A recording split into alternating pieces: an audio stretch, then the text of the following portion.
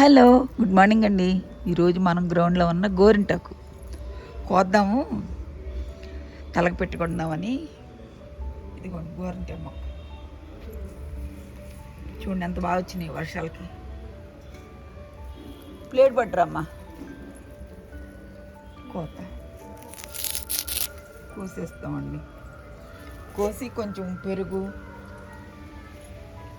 ఇంకేమేస్తారు, చింతపండు వేస్తారు అనుకుంటా, వేసేసి చక్కగా రుబ్బేసి తలకు పెట్టుకుంటే జుట్టు భలే బాగా ఎర్రగా పడుతుందండి. న్యాచురల్ డై అన్నమాట. మనం కొన్న డైలు వేసుకుంటే జుట్టు పాడైపోతుంది, హెల్త్కి కూడా అంత మంచిది కాదు కదా.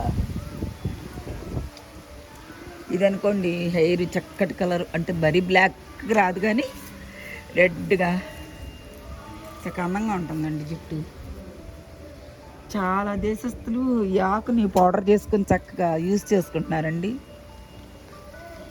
హెన్నా అని, మెహందీ అని, దీన్ని రకరకాల పేరుతో గోరింటాకు మనం తెలుగులో పిలుస్తూ ఉంటాం కదా. చూడండి ఎంత ఆకు చక్కగా నిగనిగలాడుతూ వచ్చేసింది. ఇప్పుడు ఇది రుబ్బి చక్కగా చేతులకు పెట్టుకోవచ్చు, కాళ్ళకు పెట్టుకోవచ్చు. ఒంట్లో ఉన్న వేడిని కూడా తీసేస్తుందంటండి ఇది. తలకి మంచిది, చేతులకు పెట్టుకుంటే కూడా మంచిదేనండి. పూర్వకాలం నుంచి ఉన్న మొక్కేనండి ఇది. మనకి దీని వాల్యూస్ చిన్నప్పటి నుంచి నాకు తెలిసి, చిన్నప్పటి నుంచి తెలుసండి నాకు ఈ మొక్క గురించి. చాలా ఇష్టం నాకు ఈ గోరింటాకు మొక్క అంటే. అంటే ఇప్పుడు ఇక్కడ ఉంది మన ఇంట్లో, చిన్నప్పుడు అమ్మమ్మ వాళ్ళ ఊర్లో అట్లా ఉండే, నాయనమ్మ వాళ్ళ ఊర్లో ఉండే కదా.